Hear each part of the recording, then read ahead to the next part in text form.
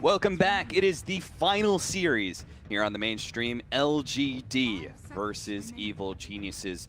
Another one of those series where we have two teams that are in the top 4 of their group who are looking to solidify their placement. Both Evil Geniuses have been running around going tied with a lot of teams and then kind of duoing some of the lesser teams here. And LGD have actually pulled some big wins and then also lost or maybe tied against some teams that you probably wouldn't have expected. So maybe some inconsistent performances by LGD, where I've heard a couple different players refer to Evil Geniuses. This maybe isn't their kind of group stage, because they're definitely people keep referring to they're a best of 3 team for sure, and that you could definitely see in the results of their ties. It's also very common, I think, for EG to end up being in the lower bracket at some point, and then making their way through the lower bracket to like grand finals or, you know, 3rd place, whichever. They have a tendency to do that. But this match, this is Group A, obviously. So you have like 5 teams within 1 game of each other right now. And I mean, among those teams, you have TNC, EG, IG Vitality, Empire, and Secret. I mean, it's like they all have a very similar, or sorry, not Secret, but the other teams have a very similar point value. So you can very easily see EG dropping down, or, you know, if they take this 2-0, they could, like you said, solidify their position in the top half of the group, because it is kind of getting to that crunch time. We have obviously last game of the day, and then tomorrow there's I believe 3 rounds of matches left, and then we're all done. Yeah. So very, very important to get a 2-0 in here if you can. Yeah, and LGD actually have a tough opponent after this. They have TNC, who are also in that top 4 position. So this is a series that really LGD could not afford to straight out lose. Right? I really feel like they need to pick up at least 1 game here to feel comfortable. Drafting style has been really interesting. LGD, I was looking through their drafts, they have only picked up 1 core in their first 1-2 in 1 single game, and that was Magnus, but they're actually going to go for the Faceless Void here, because Evil Geniuses have actually been valuing that hero quite a bit. It actually feels like this is a more of an EG draft, this Void Ancient Apparition combo that they're running. So I kind of want to build on what you're saying about the EG draft that LGD are currently picking. Is when you pick the Void, I think it's just taking it away from Evil Geniuses, because the hero is kind of coming back a little bit. Yep. And he's been showing a lot of strength throughout the TI7 group stages. It's a hero that we know historically Universe has played very well. You can put it mid. We've seen it in the past on the other streams, even just today. There have been a couple of mid voids. So yeah, the enemy team picks up like a mid puck, and you're like, all right, we could switch that void to a mid. No problem. Exactly. It's a lot of strength, and Evil Genius is going to go to something that we've seen before here during the group stages. The Naga Siren can always transition into the core. We've seen Zai play it mostly, I believe. And it's just proven to be a hero that still offers a ton of laning potential in the early game. Very fast, 320 base movement speed. And Snare is a great tool along with Riptide, which not a lot of people think about, but it's a very cost-efficient nuke. It's kind of like an AoE Void, but instead of slowing you, it reduces armor. And that's it's all the more value. It's got an extra support, or maybe a core that can jump onto the hero and help you out. One thing that I would kind of, I think the biggest way to describe Evil Genius's drafting style for this group stage has been ambiguity.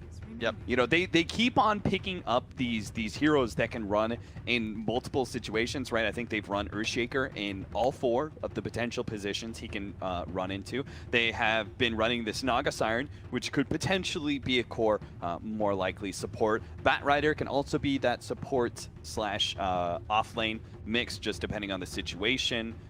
Void was another one that can run in different positions. It's like every single time you see an opener from Evil Geniuses, in the first 3 pickups, I feel like there is at least 2 or 3 different laning phase scenarios that are going to be possible for EG. They're just going to lock it down as they see more of the enemy team's draft.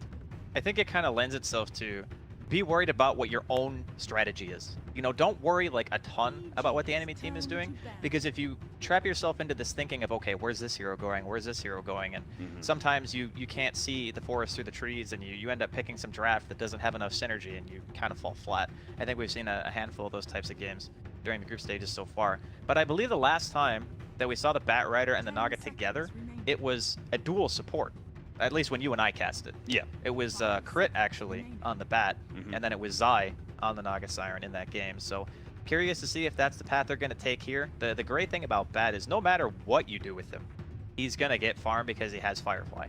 Like, that's probably the the biggest strength of the hero in general. So going into the second ban phase, you see the Lycan taken out. EG love that hero, obviously, play it a ton. It's shown a lot of strength in the group stage, I would say. Pretty solid win rate. Disruptor is one where I know that Crit plays it, but it's not one that I feel is a go-to for him necessarily. But after picking up the Night Stalker, it does kind of make sense. Yeah, the Night Stalker, I feel like both the Disruptor and especially that Lycan, those are definitely focus bans for them to be able to third pick up this Night Stalker. They needed a strong 4 position. I feel like Night Stalker is one of the best heroes to run against the Bat Rider, whether it's support or off lane, because you get such a gigantic vision advantage and inhibit the Bat Rider's vision. It makes it very hard for him to get a successful initiation. And that'll also cause a little bit of problems for the Naga Siren as well, because I really like the Naga Siren pickup for EG here. It's a direct counter to the Faceless Void and the Chronosphere, you know, just throw down that Song of Siren. He's oftentimes going to be so far in the back lines, he won't be caught by that Chronosphere. So he just kind of nullifies what a core is bringing to the team fight. I think that's always a great mindset to look at it and be like, if I can have a support that counters a core or anybody higher up in the net worth ladder, then that's a huge advantage for you. It's fantastic. Yeah, it's definitely one of those things where if you are playing a core Void and you're in this game, you are almost forced to either know that the Naga is not there or just have to chrono the Naga. Yeah. And it's not a very good feeling. So going a little bit further into the draft, we see the Nature's Prophet picked up, probably going to be played by Universe, although we have seen it in different capacities. I think it's great when you have a hero like this who can fully abuse one of those kind of weak-ish laning supports as Ancient Apparition. He's not really known for his durability in the early lane. So I think that EG are going for more of the lane-dominant kind of pressure. All three of these heroes, you know, Naga's got great base armor. She has good harass. Bat Rider is pretty much the same in regards to being able to stay in his lane. Nature's Prophet falls under that category. There's just a lot of heroes that, even with a Night Stalker on your team, you're not really feeling like you can easily just win a lane, you know, because all these heroes are so good at just being alive and harassing and just being a nuisance. This is one hell of a combination they got going on. Chronosphere with an Ancient Apparition Ice Blast is already a killer. But now in team fights, they can also have Pugna sitting in the back lines. He can throw down a blast, give him time to lay down his ward, and probably most importantly, go for that life leech. Yeah, I love the Pugna resurgence. The hero is so good at just ending the game.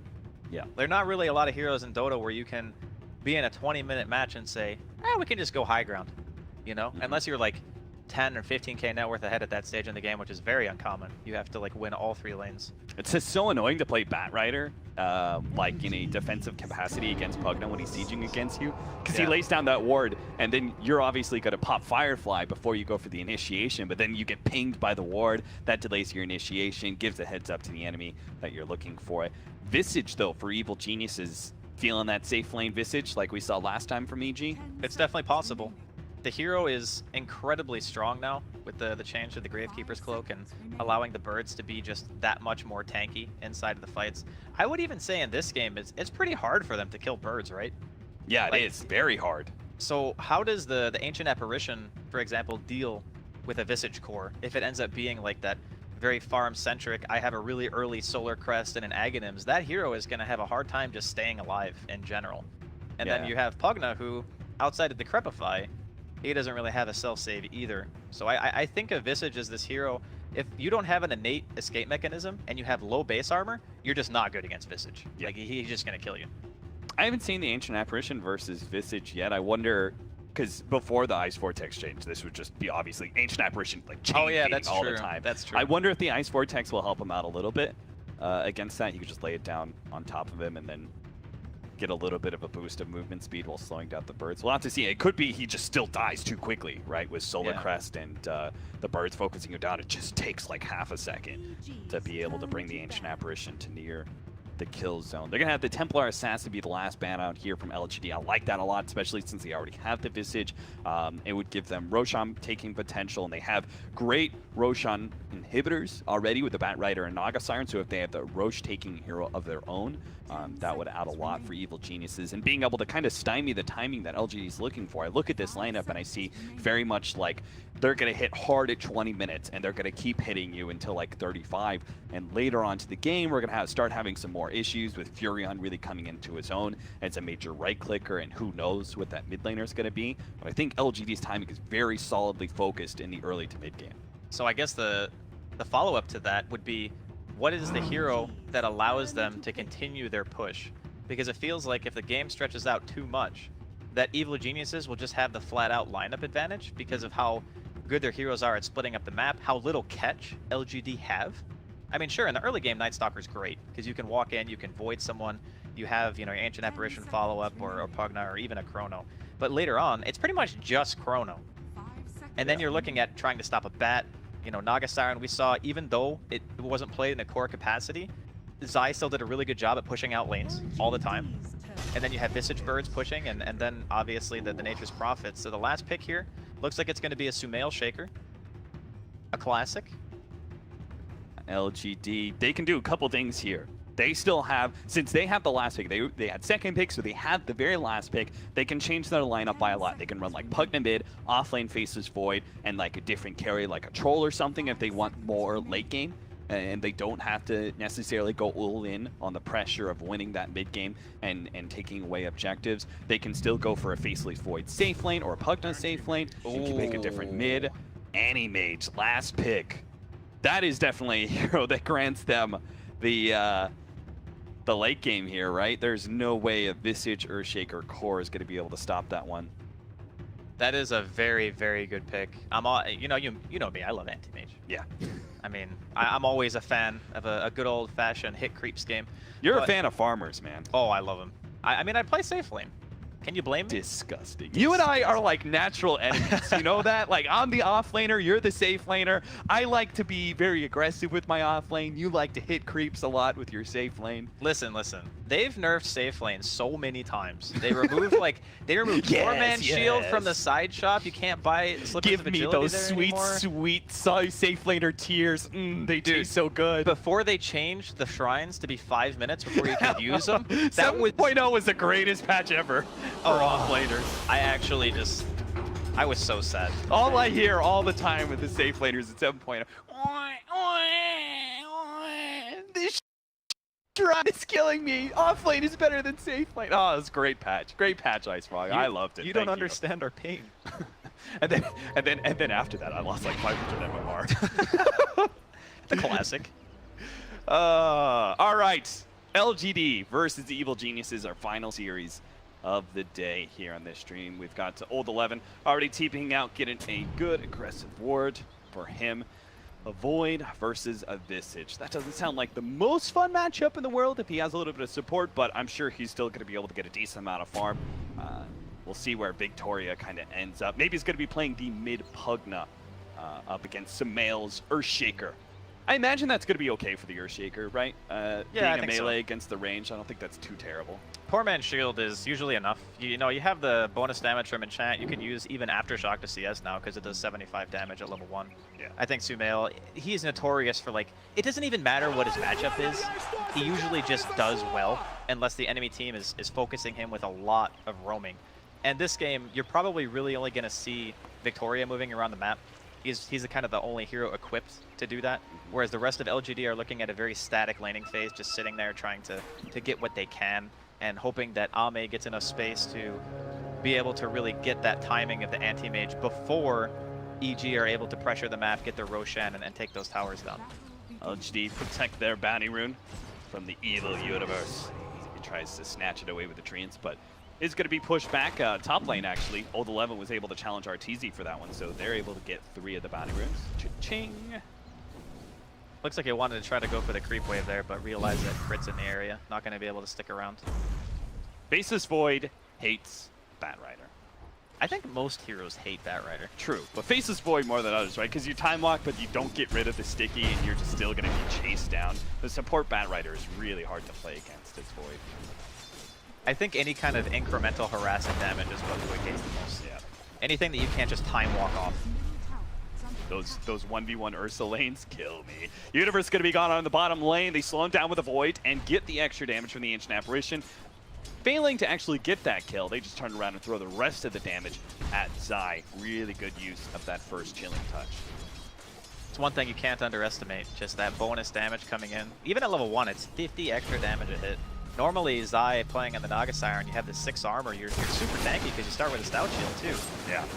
Now they don't have the Chilling Touch. Evil Genius is just going to be able to come back and force. This is really reminiscent of that Planet Odd lineup that they ran in Dream League, where they put the Tidehunter support with Gush level 1 with a Furion. It's just a better version of that, basically, because you're running a tanky support that kind of sits on the front line that gives you minus armor possibilities for Ryu to really abuse the fact that you're running a ranged core offlaner with a lot of physical damage, as well as a summon that does a lot of physical damage as well. You're just really abusing this minus armor mechanic in lane. A lot of this pressure, too, is going to be forcing LGD supports to either sit here, or Ame, even with the poor man shield, is still going to experience a lot of trouble, just like CSing in the lane in general. The last time we saw this combination, I believe it was also in a 2v3, this time Yao getting the net. Early ensnare onto Yao, might just be able to get the first blood. They do manage to kill him first before Universe dies here. In fact, Universe is not even going to die. Victoria gives up on that chase as Zai is getting a lot of damage in on these heroes. Even throws an extra ensnare onto Victoria just to get a couple extra right clicks. It's got a clarity, so may take a bit of a break from the laning phase. Meanwhile, ult 11. That's 9 stacks. That's 9 stacks. Crit, is he really going to be able to dive into the tower to finish off ult 11 here? He's going to give up on it. 5 seconds till the time lock is up. That looked a little risky. You don't normally see that many stacks. No. Like after 2 or 3, you're thinking to yourself, okay, maybe I should just get out of here. Yeah. Well, that's excellent advice from EG Sumail. Destroy the barracks, then get back. 2.5 minutes in, Evil Geniuses have already crafted their game-winning plan. I mean, that's why they're such a good team. Personally, I never thought to kill buildings, Cap. Yeah, I kill neither. creeps. That's all I do. I kill heroes. I feel you, buddy. Buildings just don't enter into our minds. How's that top lane going for old 11? You say 4 and 2, so the offlane's definitely going a whole lot better for Evil Geniuses. Of course, they're running a duo, while LGD are trying to protect their Animage with their defensive tri-lane as best as possible. Sumail's doing quite well in the mid lane, kind of evening up the CS against maybe's Pugna. Pugna very slightly ahead at 22 and 6 compared to 18 and 2 on Sumail. It's actually, I was looking at the CS just a minute earlier, and it's very favorable for Sumail, but it looks like maybe he's beginning to pick things up a notch. It's pretty easy, I think, to stay relevant and farm on a Pugna, because you have so much int, just naturally, that you can spam Nether Blast. The spell costs like no mana. Yeah. It's 105 for at level 2 for a nuke of 175. It's very, very high damage to mana ratio. It's easy to push out the wave. You know, you get level 6, you can just pretty much man fight anyone as long as you're not getting chain stun because of how good life drain is. I wonder if they're gonna do an early rotation. Say like they get level 6, if they're gonna try and go for like a Furion TP onto mid, just kind of block Pugna in, see if Sumail can get in range of the Echo Slam or something like that. Yeah, if you can chain stun him, it's possible. Yeah. He's got the 2 points in Aftershock, so it's that really thin window where you can still kind of do it, but you have to be like immediately spamming all your spells. Yeah, I think like Pugna mids are one of the most rewarding heroes to gank in mid lane. Good gate onto Universe here at the bottom lane. A very necessary pickup for LGD, especially Ame himself, as he's been feeling so much pressure from this Furion Naga Siren duo. Gets a little bit of gold back into his coffers because his CS isn't going so well. It's 17 and 4. I'll have a better recovery time. In the meantime, Zyman with the invis. He has the ensnare to help Sumail get close enough. He actually went for the 2nd level of Fissure rather than that value level of Enchant Totem level 2. Crit has a gigantic stack up here, the hard camp stack, but ult 11 was actually able to chase him far enough away that he lost his sticky napalm stacks, and now he's got some a little bit extra help here. Victoria's coming in. It is nighttime as well. Crit's gonna go for the sack one more time, and as he moves downward, they are gonna be able to get on top of him. Cold Feet and the Void slows him down enough to be able to claim that kill. Great pickup. But back over to mid lane. Finally, Zai pops out with that ensnare. They're gonna be able to close the distance with maybe. That level 6 just doesn't come fast enough. The life drain doesn't save his life. Maybe will die to Sumail. Overall, a worthwhile trade for EG. Yeah, getting the mid player over losing just a support Batrider, not really a huge deal for them. My curiosity stems from who's killing that stack. Is that a Sumail stack? Because I mean, I think that's a recovery crit stack. That could but also, yeah, that could also tough. be it. He's only got like 1 point in a Firefly. I guess eventually he'll take over the lane. Like maybe Arteezy decides to rotate with his birds, try to go for a kill. Like taking out the Pugna is great. Yeah, I think going bottom lane would also be really good, just to pressure the LGD Ame out of lane. Good counter kill in mid lane, then being able to pick up the kill on Sumail with the rotation of Victoria and Yao. They just killed top. Finally come bottom. Crit is going to try and clear through that stack right now. Old 11's going to come in, see if he can snipe some of it. Especially with Crit so low, he can actually just chase Crit away from a lot of this CS. Goes for the time dilation. Crit slowed down. Firefly about to run out. Old 11 does have the time walk. So if he wants to join Crit on that corner, he's not going to be able to do so. But Zai ends up going down. Old 11 time walks away from those creeps as Arteezy picks up his level 6. He's getting beaten to death, Cap, by the troll. It's not de-aggroing. It's just beating him to death. Stop it. Stop it, troll. Crit's at 150 HP. All right, finally it stopped. And he's got Firefly up in 5 seconds, so he could be good. Zai ended up dying right next to his shrine on the bottom half of that one. They are going to go for Sumail here. Big time nuke. The combination with the Echo Slam. Turn around. There goes Victoria. And now an ensnare onto Yao. Maybe is going to try and protect his support, but he takes so much damage with that minus armor. Universe is actually going to go for this route onto Maybe instead, but the life drain, the turnaround. Oh, the nuke. Good thing Zai had that level of the illusions. He was able to get rid of that life drain, and a big hit from Sumail. He's going to finish things off with a double kill. But Victoria's going to come back for vengeance, actually. Maybe only level 2, but the Void, Cold Feet, he doesn't choose to chase. That Echo did so much more damage than I thought. They're also going to lose Yao. Yao got caught by the familiars. They came in. That's the beauty of the Visage core. You can stay in lane and your familiars will go gank for you. I think that's what we call the suffering of an ancient apparition against the Visage. It is only just begun. All right, mid again. Here we go. Chasing him down. Life drain a little bit more. Victoria's going to have to run him down underneath the tower, but he doesn't have the mana to do so. They also tried to go on the top lane. Old 11 was chased away. Fortunately, well-placed time walk was able to get him out of that nasty situation. TT in for the Furion. Ensnare is going to be able to catch him. Old 11 is just going to get bursted down underneath this ensnare timing. Did not respect the Naga Siren well enough. He didn't have enough mana to Chrono, so he had to pop the stick, and in the time it took him to use that to try to get away, it was already too late, and he just ends up going down. They're still chasing Sumail. Jesus, all the way into the tower again. Victoria with the haste rune, all the way into the tier 2, but Sumail's just so tanky. That's the big problem with Core Earthshaker, right? Gotta throw so many spells at that thing to take him down. Strength gain is insane. 3.2. Also gets a 10 strength talent at level 10. Yeah. Meanwhile, Evil Geniuses have this really cool combination where they familiars for damage, and then they've got Treants as well as Naga Siren illusions to be able to tank tower shots. They're going to be able to get another ensnare onto Old 11. He's going to be able to get the time walk away this time around. Really think he needs the rotation from his team, though. You don't want to lose tier 2 this early. I think it's quite difficult for LGD to straight up fight this, though, without Chrono and like an Ancient Apparition Ice Blast. I guess they are bringing Maybe in.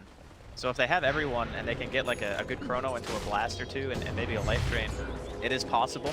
But at the very least, they manage to scare EG off. I think it's very dangerous to let EG continually take towers like that when you're playing with an anti-mage on your team. Like Ame, he hasn't really been able to do much for obvious reasons, but you know, he's recovering. He's back up to one of the highest CS in the game right now. And if he gets, you know, 5-10 more minutes of farm, we could start to see LGD's lineup kind of come to fruition. Here comes that Furion Visage push once again. This time at the bottom lane, while Sumail just covers ground all over the jungle. Maybe he's going to try and take that tier 1 mid tower, but Sumail's pretty quick to rotate back to mid lane. He really doesn't want to trade 1-for-1. He can't stop him though, really. Yeah. Can Echo maybe? Yeah, good. And with the Echo, does have the enchant totem, get the stun, but the Trapify goes off just in time. Unfortunately, there is still the chain stun of the birds. Arteezy is moving these familiars around beautifully. That was really nice movement. Having the phase boots there on Sumail secured that kill, like 100%. Yeah. Pugna's very fast, so if you don't kill him with like in the stun duration, you're just not going to kill him at all. And the phase boots allowed him to close that gap after the fissure was cast to ensure that he could get the aftershock damage and the stun from the Echo. There is just too much from EG. These pushes, they're like throwing too much in the front lines, and LGD really don't have anything to be able to get there. Like, what do they do? Time Lock Chronosphere, but they don't even have the damage to follow that one up, really. Not yet anyway, with the Ancient Apparition still at level 4, 10.5 minutes in. Look at this army. That tome. It's just an army of creeps and like birds and trees and illusions, and you can't even look at that if you're LGD. Like, they're gonna go for a trade. They get the tier 1. Sumail is in position, though, with his Invis rune to be able to catch these heroes, especially with... Oh, baby, are you just going to get comboed? Oh, God! Chandonum, it does so much damage now. They got the ensnare onto Old 11 as well, with the Familiars able to chase him down. Yeah, they're going to give up on it. Looks like EG just want to be able to take the mid tower. Nope, they're still kind of chasing. They get the Familiar drop. No Fissure. Meanwhile, top lane, they do manage to kill Crit. I mean, a kill's a kill for LGD at this point, Yeah, which is sure. great, but this is very, very difficult to stop what EG are doing once they kind of get into position. Until the Ice Blast is online, like Yao needs level 6 so badly. Because they're essentially playing a 4 Protect 5, but their heroes just don't have damage because they have an Anti-Mage and a Void on the same team. Neither of these heroes contribute any damage whatsoever until they have items. So you're relying on your supports, and I guess your mid player in this case, on maybe to be able to supplement that. They could lose almost every single one of their outer towers before they have Battle Fury and Ame. Like Yeah, it's very scary. And this is what we were kind of talking about when we said before that Evil Geniuses, like they're one of the few teams that's not actually playing greedier. In fact, they're playing a lot faster in this group stage than any iteration of Evil Geniuses I can think of. Okay, Sumail. Gonna be able to catch one here, almost blows up. Ame gets the... Oh, he was halfway through that blink animation, but the nuke strikes him down before he can get away. RG's on his dominated streak. Now they're going to be able to get even more as Crit managed to get the combo onto Old 11, plus the birds dropping down the nuke. They just didn't have the damage this time around, but they can still kind of chase him with his sticky napalm. He turns around, gets off a time dilation, but here comes Sumail, and he's got the Echo Slam too. Fortunately, the silence goes down from Victoria. Really quick reaction from our Night Stalker. Does manage to save Old 11's life. I'm not sure if the Echo would have guaranteed that kill, because he would have only realistically gotten one more spell off, right? Yeah. And then he would have gotten silence, so probably okay that they didn't pop the Echo just to take down 11 right there. Still though, EG continually forcing these reactions. There is a Chrono and an Ice Blast now. The only other piece of the puzzle they need is to make sure that Maybe's in the area if they really want to contest this. It just doesn't seem possible. Shiu this low, Familiars zoning these enemies back. And that's the problem. When you have a lineup like this, we identified pretty quickly, like they just do not have the heroes to deal with Familiars easily. These Familiars can just be up in your face constantly and just drop before you can actually kill them. Now, the Visage pick is coming huge here so far for EG. I think in game 2, you know, assuming that EG walk away from this with a win, that they're going to have to balance their lineup a little bit better, because right now it's kind of like this Pugna turned into some kind of last-ditch anti-mage pick to try to even the game up, and it really hasn't been working for them. Like, picking Void and anti-mage together means that the other 3 heroes in your team need to be able to create a tremendous amount of space or offer a ton of lane pressure, and so far it doesn't really seem like LGD have really been able to accomplish either of those things. Yeah. I think the Faceless Void Ancient Apparition opening also kind of signals that, right? Where if the laning phase goes bad, like Void's not going to give you any damage in those first couple of rotations. And the Ancient Apparition will be far enough behind. He doesn't have Ice Blast. So it was definitely a weakness in their draft that they kind of exposed pretty early. Just kind of got exacerbated by the fact that they went for this last pick AM, which both you and I liked. It looks to be a good AM game if he can actually get to that point. And they're struggling to actually get the farm for him. He's trying to take this tier 1 tower to get the Battle Fury, but the high ground push is already coming from Evil Geniuses. Look at Arteezy, and these Treants and Familiars go. Already down to almost half HP on a tier 3 tower at 15 minutes. He's got the items to frontline as well. He's got the Hooded Defiance, he's got the Medallion, almost the full Solar Crest. Once he gets those, killing him is going to be just... I don't even know if they can. Okay, so this is the way the siege goes down from EG. They have Universe potentially and Arteezy hitting a tower, and then the way that you want to engage is you want to Chrono the frontline heroes, but you can't because there's a Naga Siren. Yep. So as soon as the song comes out, your form of initiation that is supposed to guarantee like this follow-up damage is just completely nullified because you won't be able to finish the tankiest hero on the team. Like 4 stacks of Gravekeeper's Cloak, a Hood and a Medallion, soon to be Solar Crest. There's just not enough damage. Yeah, if anything, that positioning is turned against you, right? You're going to be a little bit forward past the tower, trying to follow up on that Chronosphere. The song goes down. Next thing you know, you're in a bad position. in front of your tower, set up for a big Echo Slam or something from the Earthshaker. There's just so much counter initiation while Evil Geniuses siege that LGD, I think, have to go for like the smoke wraparound if they have a hope and a prayer of being able to defend against these early sieges. Catching the Naga, I think, would probably be the best. Because if you catch anyone else, no matter who it is, you just can't kill them. It's just, they don't have the burst damage, right? They can't kill that hero fast enough before the Song of Siren comes. Right. That's the biggest issue. I mean, obviously, if they can hold their high ground for an extended period of time, Ame now with the Battle Fury, there's a good chance that they can kind of, I guess, split push their way back into the game over time. But it's not necessarily just about the Battle Fury timing that matters in this case. It's also about how fast can he get his Manta. Because the Manta could be a stage in where he forces EG to use their abilities suboptimally. And that's really what you need to do to kind of throw a wrench into their plan. Another push comes forward from Evil Geniuses. Sumail, he realizes a little bit far forward, so he starts backing away. Doesn't really get caught in the Chronosphere. And lets Arteezy do all the sieging. How are LGD going to be able to do this? Especially since it's daytime. Because Victoria, I think one of the objectives of the Night Stalker in this matchup is to be able to get to that back line and silence the Naga Siren, or if you're going on the Naga Siren, silence the Earthshaker. But he just can't get over there. He pops the Darkness now, but the tier 3 is already gone, and Evil Geniuses are just going to back up, play on this high ground, and maybe just full on back, but they could just go in again if they really wanted to. I really like the, I don't want to call it abuse per se, but I like the way that Arteezy's using his birds. So obviously, you and I had a discussion about this on one of the other streams, but essentially the way the Gravekeeper's Cloak works for the birds is that it counts as if you have the same amount of stacks as the hero, which means that they're taking 80% less damage from all sources all the time.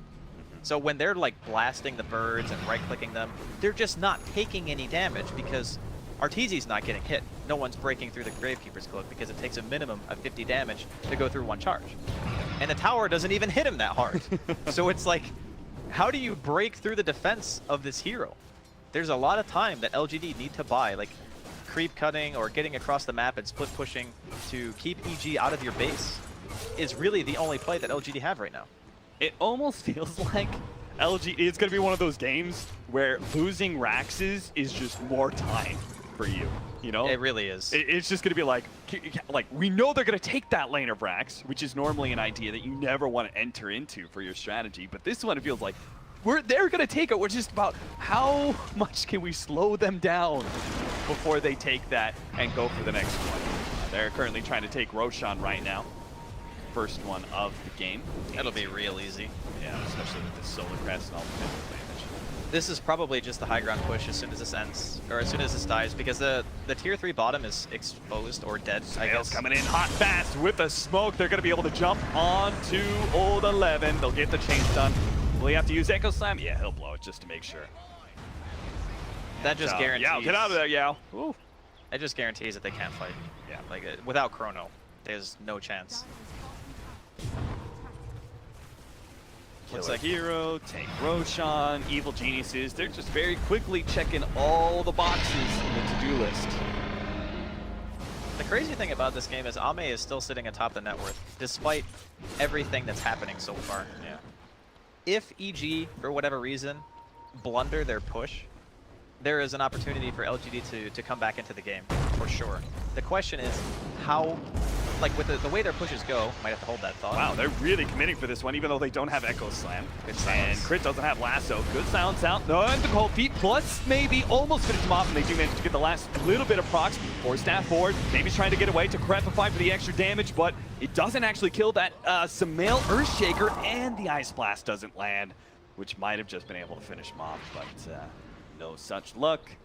LGD will trade maybe's Pugna for the Bat Rider, and considering like the net worth lead by AM, there's not even that big of an overall net worth disparity.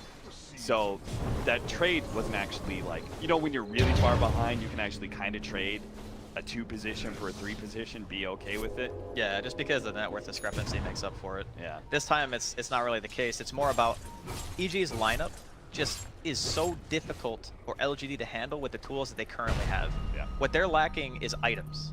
That's what they need more than anything else because they do not have damage. Whereas EG have the capability oh of no, an pushing Orchid this. already. Old 11. Chant Totem, and the Orchid will pop him. this is, well, I guess he has buyback. There is a chrono available. I was going to say that could just potentially be Rax since they have the Aegis anyway, and they can just casually walk down that bottom lane and just hit the tower, but you never know. Alright. The old offensive GG from Evil Geniuses. Quick little mistake from EG, as I'm sure they're spamming their chat wheel all the time. Right back. Well, let's see. Can EG deal some damage here? Oh, I guess the Void spent his money. Crit's gonna start moving forward with the Firefly while they're hitting on this melee Rax. Ame's just gonna keep on pushing. He'll TP in if they get a really sick Chronosphere or something, but that seems unlikely at this point. All these heroes in the back. Crit actually gets the initiation on Old11. They give him the Decrepify, a little bit of heal, but the magic damage is enough to be able to finish him off, and that just kills the whole entire team fight. There's no way LGD can defend this lane of Rax, so they give up on the idea. The rest of them go back to Shrine, except for the Night Stalker, who's going to be caught by the Yule Scepter. Good hit by Sumail. That'll be 2 down. And a quick rotation by EG into mid lane push now. I'm not entirely sure if Ame even TPing home at this point matters that much. No. Like, look at this just army. Back line, Sumail jumps again, catches maybe an instant buyback there. But they're not going to be able to take advantage of the very aggressive stance from EG. They're just surrounding this tower. There's nothing LGD can do about it. Void's back up now. See if he can get the jump in. Chronosphere managed to catch 2 there, especially with Arteezy here way on the front lines. But there goes that Song of the Siren. Does manage to clip maybe at the edge of it too to stop that life drain. And now they're going to get on top of Baby as he's really far forward. Sumail goes for it, actually backs himself away with BKB. Animates, they're going to be able to take down Sumail. He goes for the next one. Looks for Zai. He's decrepified up. Old11's in some serious trouble though. He timed on forward and instantly is jumped on by Arteezy and the Birds. Now with the drops onto Ame to bring him lower and lower. He's going to have to fling himself backwards, but Victoria can keep on moving forward with the Ice Blast landing on multiple heroes. Maybe they can actually take down Arteezy as well. Maybe another nuke with the Ice Blast. They finally take him down. That Aegis is gone, and so are the familiars as the Gravekeeper's cloak ends. Arteezy's going to come back up, but he doesn't have that cloak or not a whole lot of charges on it. But fortunately, the sticky napalm makes it hard for Ame to chase. That's all they're going to be able to get off of that is 3 heroes from EG. That was huge for LGD to get that kind of defense in that situation. The thing that really made the fight was Ame recognizing the fact that this was an all-in moment. A Manta style may not be enough to keep you alive during that one fight, so what does he do? He buys BKB. 10-second magic immunity, goes in, gets the free auto attacks, and basically anyone he wants. We're going to get a chance to see it again. At this point in time, there was no AA blast to be able to be thrown out. We saw Zai with the counter initiation and the song. And you kind of think at this point, okay, well, EG can probably just run, but they don't. And now they're going to be going for more kills here on the side of EG as they manage to secure the kill on Maybe. No buyback for a full minute. This is a bit of a bummer. They may catch Old11 as well. Sumail in range for the Yule Scepter. Victoria's got to stop this enchant totem, but he's not going to be there in time. There's even Crit with the lasso, so that is another death. No matter how many times you time walk, my friend, there'll always be another EG member in place. Ame not going to be hit by that Fissure. Was really hoping to be able to pick up his Manta before this next push, but doesn't look like it. Yeah, EG are relentless here. Another lane of Rax is space for Ame to get his next set of items. It's so painful that they ended up losing the Void. He would have had Chrono for this. Yeah. Chrono just came off cooldown about a second ago. The BKB was up as well for Ame. There was potential for them to defend, but they went out of base and weren't expecting EG to be across the map that fast. End up losing 2 integral heroes for the base defense, and now there's a gigantic push coming in at top lane too. Yeah, that's 4 range creeps. That is pretty spooky. I don't know if EG want to try to force it too much. Yeah. Wait for... Well, Roshan's still a ways away. Yeah, I was just going to say that, but it's 2 minutes until we know when it's going to spawn, not just 2 minutes until it's going to be up, so... It does buy time for the anti-mage to finish up the Manta style. That means he won't have buyback, but at this point, you kind of need to not have buyback anyway. If you don't have every item in your inventory as the anti-mage right now to defend, then your buyback is meaningless because your team is most likely going to be dead. He's about to hit level 20. You get the 15% evasion, right? Yeah, I think so in this game. Yeah, for sure. A lot of the time you want stats, but against like the right-click damage, and because of the fact that he has such an early BKB, I feel like the evasion is just more useful. Yeah. Unfortunately, there's still that big enchant totem hit from Sumail, but at least it'll help him mitigate a lot of damage from RTZ and his birds. Yeah, the unfortunate part is the True Strike. Even if he has like Butterfly or whatever, that Earthshaker can still just punch him in the face with a totem. It's a lot of damage. And they've got more Solar Crests. Zaya's gonna pick one up too. I like this move from Ame, scouting things out. Needs to be careful not to get spotted by the bird. Still 10 seconds on the TP. I like this because if he found the right hero with this Manta, he could actually get a quick pick, and that would really help open up the map for them. But he's not finding it. He's gonna have to give up. Scouting those heroes, I wonder if LGD are ever going to venture on the offensive, maybe like a 4-man smoke behind the AM or something like that. I think it's probably better to make EG use all of their stuff outside of base. There goes the lasso, pull back, but Sumail's giving up on that real quickly. The darkness, Sumail is scared of the dark. Runs away from the Nightman. Were they just trying to force BKB, I guess? I guess so, maybe. I don't know, it didn't even look that... Well, the thing is, they had no vision, right? Like, EG had no vision of that, so when they go in and they don't see anyone else on the map, yeah, they're just thinking, okay, well, maybe there are people behind him. Best case scenario, we force a BKB charge. Because it still is a pretty big deal. Having a 9-second BKB for the base defense is going to be nice. I suppose, at this point, it's already been enough time to where EG can justify waiting for Roshan to spawn again. And then just taking it, because, honestly, if LGD can test that, it's a very difficult fight. That's probably one of the worst places on the map for their lineup against the Naga, because it's so hard to catch that hero, or even throw a chrono and have it be useful. Because Zai can literally stand like on his shrine and still be able to walk into the pit and use Song effectively. I like the Aghanim's choice next for Ame. You've got a lot of very dangerous single target abilities. You've got the Ensnare from Naga Siren's net. You've got the Bat Rider Lasso. You've even got Grave Chill. That'd be pretty helpful. Yeah, I like block the Grave Chill and get it to yourself. Normally, I'm a big fan of things like Linken's over Aghanim's, but in this game, because he's under so much pressure, and they don't know how much time they have to be able to realistically farm another item, Aghanim's, for the time frame that he has, is probably the best choice. Yeah.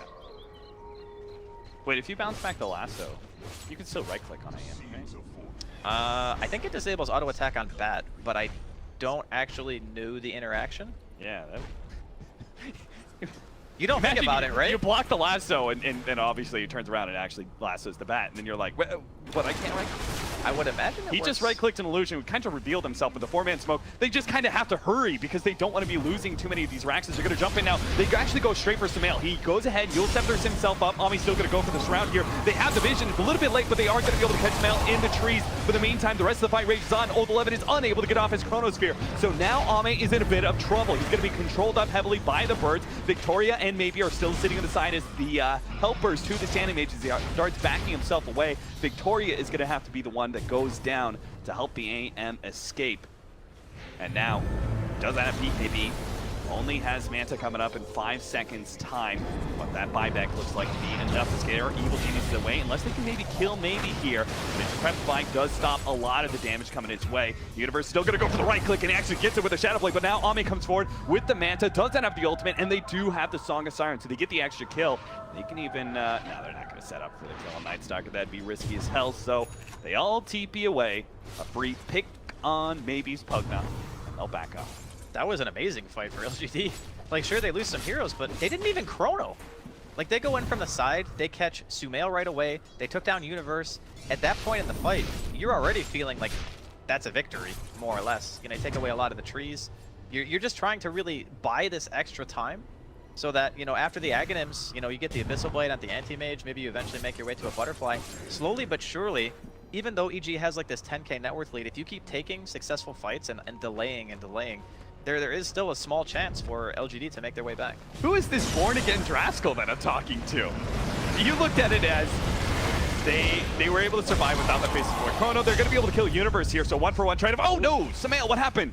He messed up the blink. Wasn't able to get off the Echo Slam, and now, well, Victoria is still definitely dead, but maybe he's going to be able to get a lot of damage on his eye. They're trying to finish him up so they don't have to worry about that Song of Siren. Not that he had it anyway. Ami's going to be able to take him out. Yao is going to be chased down by familiars. Run, Yao, you run! Run away from the birds! Ami, he turns and fights. He pops his BKB. He actually still had that one. He can go for Sumail. He's out of mana, so his damage is not doing nearly enough, and the physical damage for the birds is too much. Ami tries to get away, but it's no! He couldn't blink out. The familiars catch him first. The attacks are too fast. He does have a buyback. And there is Roshan up, so I'm not sure if Evil Geniuses are going to force that out of him. But a big win there from EG. Yeah, they're going to throw the scouting ulti into the pit. EG will probably just walk straight in there after the Shrine usage here. It was so unfortunate because the Void just keeps dying before he's able to ult. Like, 11 has not really been able to use his Chronosphere in the last two big engagements. At that time, it ended up hurting them a lot. Yeah. Imagine if they had the Chrono, they probably would have been able to finish at least 2 or 3 heroes off, just because of how farmed the anti-mage is comparative to everyone else in the game. What do you think about this Helmet Dominator choice by him? Because that would pretty much be a Blink Dagger, and that would help him get off Chronosphere in these nasty situations. I feel like he may regret that choice a little bit, but I don't know. It feels like one of those games where, okay, I blink Chrono, but there's an August Siren on the other team. So maybe his justification for not buying it straight away is, this is something that allows me to farm. I can be out on the map a little bit longer. You know, I'm getting some kind of guaranteed value, whereas the blink doesn't necessarily guarantee that you're going to win the fight. I think at this point, though, after having seen the way that everything has gone, that blink may have been the better option, but I still think that their lineup is at a huge disadvantage, just given what EG have been able to do in the early mid-game.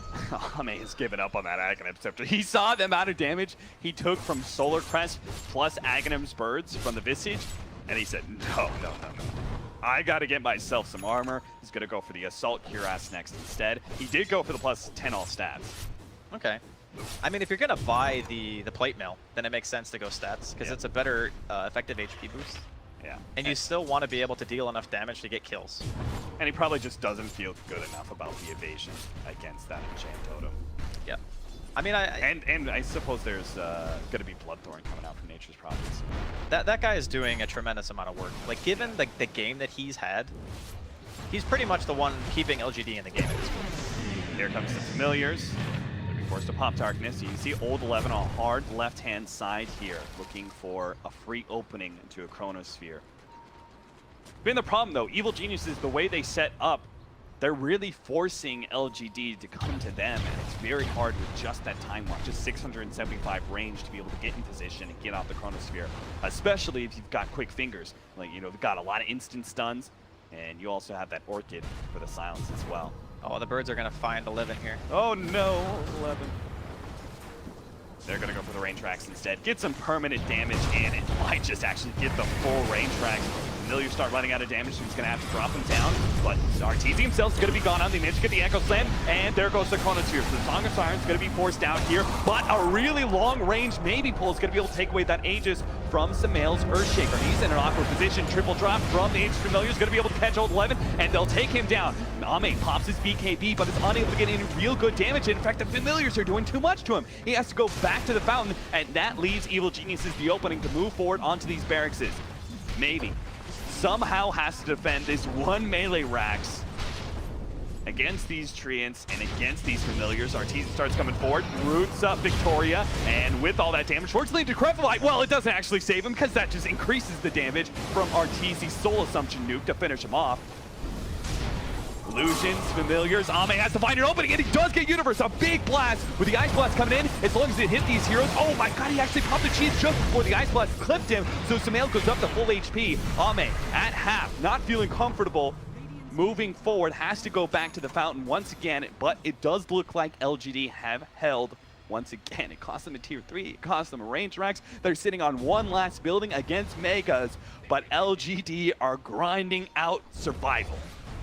I gotta commend the way that Ame is playing the game. Like, every single thing that he's done so far in terms of itemization has made him able to fight this ridiculous onslaught of EG's net worth advantage, 16,000 in a 35-minute game. That is enormous. So instead of, you know, going back and finishing the full HC, he recognizes, hey, I might not have the time.